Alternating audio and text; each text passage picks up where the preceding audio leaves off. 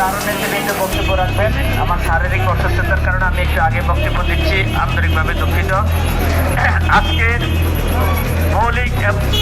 মৌলিক অধিকার এবং যৌক্তিক দাবিতে আশুলিয়া শিল্পাঞ্চলের দীর্ঘদিনের দাবি মেহনতি মানুষের এই মানববন্ধনে যারা উপস্থিত হয়েছেন নেতৃবৃন্দ এবং আমাদের প্রিয় গার্মেন্টস শ্রমিক ভাই ও বোনেরা এবং অন্যান্য মেহনতি মানুষ এবং প্রিয় সাংবাদিক ভাইয়েরা, সবার প্রতি আন্তরিক কৃতজ্ঞতা জানাই।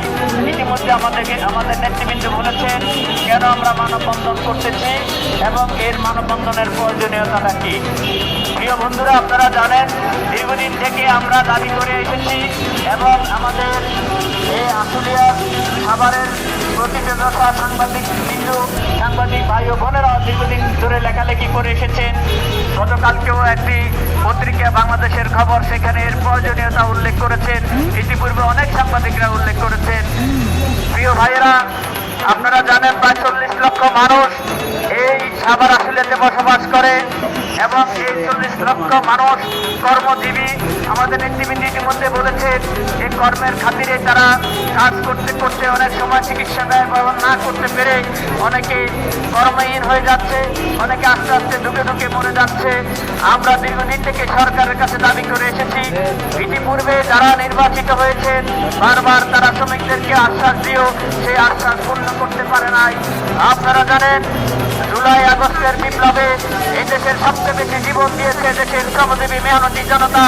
তাই এই দেশের শ্রমজীবী মেহনতা শুধু জুলাই বিপ্লব নয়, এই বাংলাদেশের সমস্ত গণতান্ত্রিক আন্দোলন এবং স্বাধীনতা যুদ্ধেও তাদের অংশগ্রহণ ছিল গুরুত্বপূর্ণ। শ্রমজীবী মেহনতি জনতার অংশগ্রহণে বাংলাদেশের কোনো আন্দোলনই সফল হয় নাই। তাই আমরা এই শ্রমজীবী মেহনতি মানুষদের ভালো থাকার জন্য, এই দেশের শিল্প আরো টেকসই হওয়ার জন্য এবং শিল্প কারখানা উৎপাদন বৃদ্ধির জন্য এবং এই শিল্পাঞ্চলের সুচিকিৎসার নিশ্চিতের লক্ষ্যে আমরা এই শিল্পাঞ্চলে সরকারিভাবে 1 ইউনিট সহ 250 একটি হাসপাতালের দাবি দীর্ঘদিন থেকে করে আসছি। 500 শয্যা বিশিষ্ট একটি হাসপাতালের দাবি দীর্ঘদিন থেকে আমরা করে আসছি। তারই সাথে সাথে আমরা ইতিমধ্যে আরেকটা প্রস্তাবনা দিচ্ছি। যেহেতু সরকারের নানান জটিলতা, নতুন সরকার হয়তো স্থির হতে সময় লাগতেছে বা বড় বড় কাজ করতেও ওনারা উদ্যোগ নিচ্ছেন।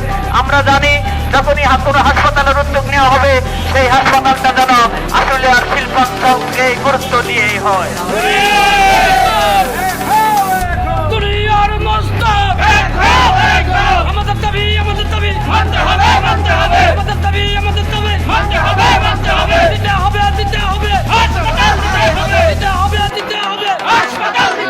প্রিয় বন্ধুগণ, ইতিমধ্যে আমরা দেখতে পেয়েছি, শুনতে পেয়েছি এবং বিভিন্ন মিডিয়ার মাধ্যমে সরকারি মুখপাত্রদের মাধ্যমে আমরা জানতে পেরেছি চীন আমাদের বাংলাদেশের স্বাস্থ্যসেবা নিশ্চিতের জন্য 3টি হাসপাতাল স্থাপনের উদ্যোগ নিয়েছে এবং সেই 3টি হাসপাতাল নির্মাণের জন্য বিভিন্ন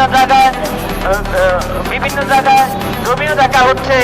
আমি আপনাদেরকে বলবো, সরকারি নীতি নির্দেশককে বলবো, আমরা যদি ভৌগোলিক কারণে শিল্প ঘনবসতি এবং এখানের সুচিকিৎসা থেকে বঞ্চিত যদি সবকিছু আপনারা হিসেব করেন, সেক্ষেত্রে অন্তত একটি হাসপাতাল এই আশুলিয়া শিল্পাঞ্চলের দাবিদার। তাই আমরা বলবো এখন থেকে বাংলাদেশে যদি একটি হাসপাতালের উদ্যোগ নেওয়া হয়, সেটা সরকারি হোক তার অনুদানে হোক, সেই হাসপাতালটা যেন আশুলিয়ার শিল্পাঞ্চলেই হয় প্রথম হাসপাতাল। প্রিয় বন্ধুরা, আমরা আজকে মানববন্ধনের মাধ্যমে আমাদের মিডিয়ার ভাইরা এবং বিভিন্ন প্রশাসনিক লোকদের মাধ্যমে আমাদের মেসেজ দিতে চাই। আমরা এরপরে আমাদের জনস্বাক্ষর যেহেতু আমাদের মে দিবস হচ্ছে, আমাদের শ্রমিকদের দাবি আদায়ের দিবস। আমরা মে মাসের 1 তারিখ থেকে আশুলিয়া অঞ্চলের সাধারণ মানুষ, শ্রমজীবী মেহনতি মানুষের থেকে জনস্বাক্ষর কাজ শুরু করবো এবং জনস্বাক্ষর কাজ শুরু করে আমরা সরকারের বরাবর এই আপনার জনসাধারণকে দিয়ে সরকারের বরাবর আমরা স্মারকলিপি এবং আবেদনপত্র জমা দিব। আমরা চাই বৃহত্তর কোনো আন্দোলনে যেতে চাই না, আমরা চাই যৌক্তিকভাবে যৌক্তিক বুঝিয়ে এবং আমরা যে সমস্ত দৃষ্টিকোণ থেকে হাসপাতাল দেওয়ার সে সমস্ত দৃষ্টিকোণের উপলব্ধি করে আমরা ইনশাআল্লাহ আমাদের দাবি আদায় করে দিব। দিতে পারবো। আমরা জানি যারা সরকারে আছেন অত্যন্ত বিচক্ষণ এবং ওনারা অন্য রাজনৈতিক সরকার আসলে তারা তাদের ভোটের সমীকরণ করেন, তারা তাদের অঞ্চলের সমীকরণ করেন।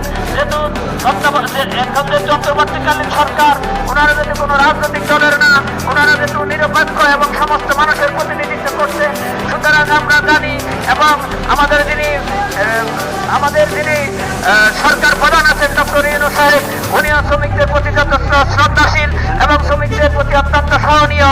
আমরা চাই সেটাকে উপলব্ধি করে অন্যান্য যারা উপদেষ্টা আছেন এবং সরকারের অন্যান্য উপরস্থ যারা আছেন তারা এটার উপলব্ধি করে অবশ্যই আশুলিয়া শিল্পাঞ্চলকে গুরুত্ব দিয়ে একটি হাসপাতাল যদি বাংলাদেশে হয়ে থাকে সেই হাসপাতালটা যেন আশুলিয়াতে হয়, এই দাবি রেখে, এই আবেদন রেখে এবং আজকে যারা অংশগ্রহণ করেছেন এবং মেহনতি মানুষের অধিকার আদায়ে আপনাদের সবাইকে আন্তরিকভাবে কৃতজ্ঞতা জানাই।